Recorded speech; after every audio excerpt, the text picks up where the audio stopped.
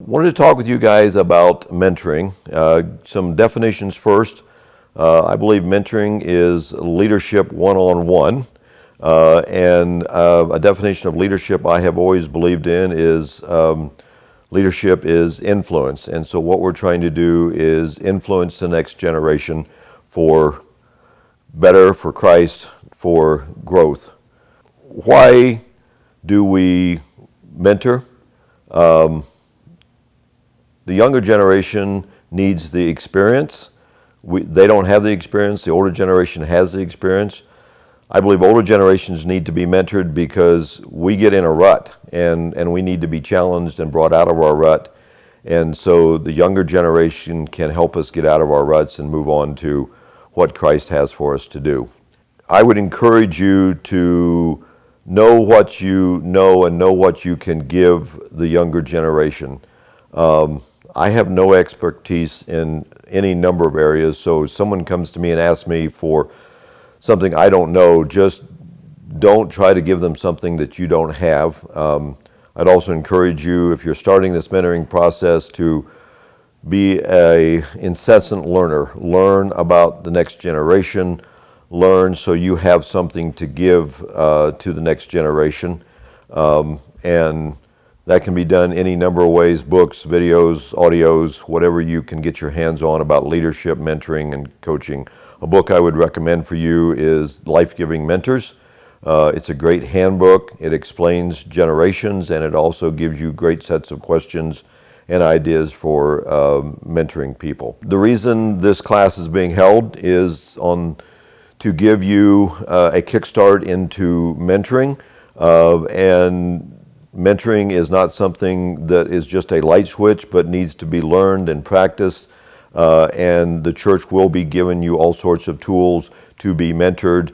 It's valuable to, just like in the small group department, we have trainings on how to lead small groups, how to handle situations. We will be doing the same for the mentoring.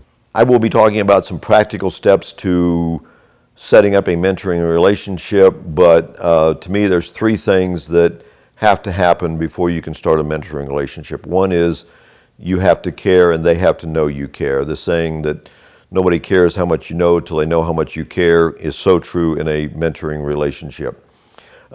Influence is the next step of mentoring. Once you've earned the right to be heard, then influence comes along. I believe in a saying that says, if you think you're leading and no one is following, you're just taking a walk. And so if leadership is influence and you're not getting anywhere, then you're just taking a walk. And so influence is the next step. The third step I would say of mentoring is impact. Once you've influenced them, you impact them to make changes in their life and go on and do great things for the kingdom. Some practical steps for starting a mentoring relationship. I would encourage anyone who wants to start this. Kaleo is kind of the meeting place of the younger generation. I would encourage you to go to Kaleo for a month and just begin to get to know 10 people. I would strongly encourage men with men, women with women. I would not recommend at all that you cross over the genders at all. And really get to know them. Not only get to know their names, but get to know what they like, get to know what they dislike, get to know what their hobbies are, get to know what classes they're taking, if they're working. I mean, just get to know them like you know your best friend.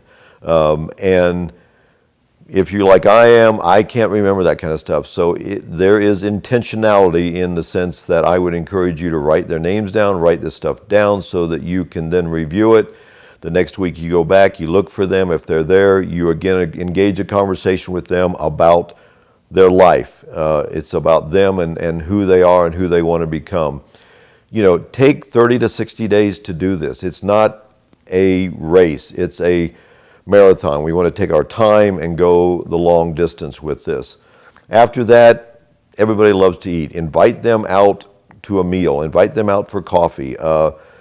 Just find out where they work. Go in and talk to them at their work. And again, just get to know them, get to know what they're doing.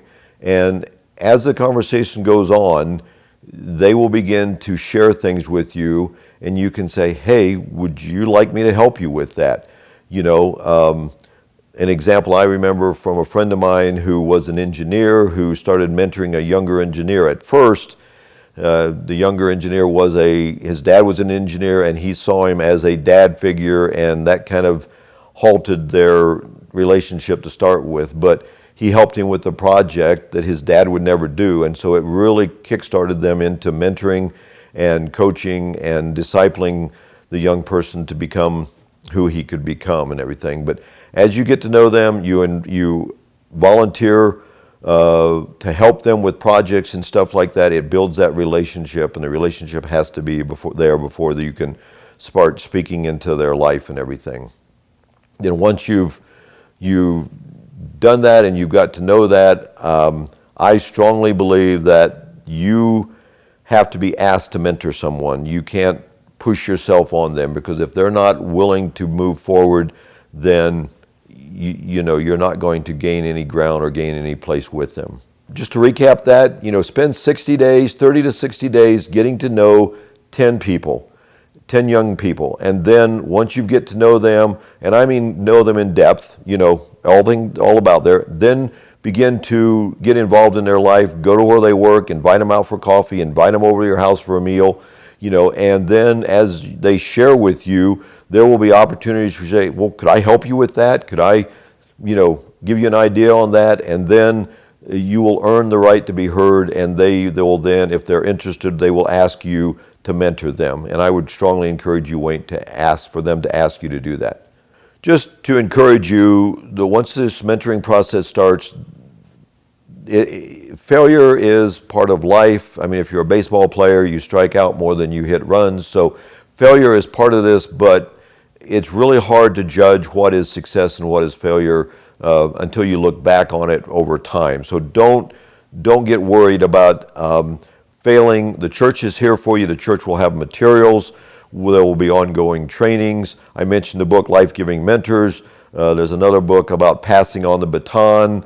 There's all sorts of resources that we will be having for you to help with the mentoring process. As someone asks you to mentor them, wanted to read a few statements or questions that I would encourage you to ask yourself about this person before you agree to mentor them. And so, wanted to read this. Are you able to believe in this person 100%? You got to get to know them to where you can believe in them and love them unconditionally. Do you have easy communication with this person? The younger generation, texting, the mobile industry, you got to, if it's a younger person, you got to be able to communicate with them at their level and be comfortable with that. Will you be able to give to this person without reservation? And also, does this younger person threaten you, or do you feel like you're threatening to them? You don't ever want to overstep your boundaries in a person's life. All you can do is give to the mentor. They have to take hold of it, and they have to make changes in their life. Do you admire the person, and do you feel like the person admires you? Is there respect there, and can you work on that level of communications and everything? Does the person have time to be mentored? If this person comes to you and says, yeah, I'd like to be mentored, and you say, well, can we meet once a week, and when can we meet? And, if they talk about their schedule being full, and you say, well, let's meet at 7 o'clock in the morning, and, they say, no, I don't like to get up early. Those are red flags that this person really may not want to be mentored. And so they have to have the willingness, time, and they have to have a heart, and they have to understand that it does require time, and it does require some time spent with you type of thing. So just take it slow, let it be a process, and build relationship with as many young people as you can, and find out who fits with you and who you fit with them. Why mentoring is important is that we are passing on to the next generation mistakes that we have made so they don't make it. We are discipling the next generation because that's what Scripture says to do is to make disciples to go reach the whole world. And life is done together.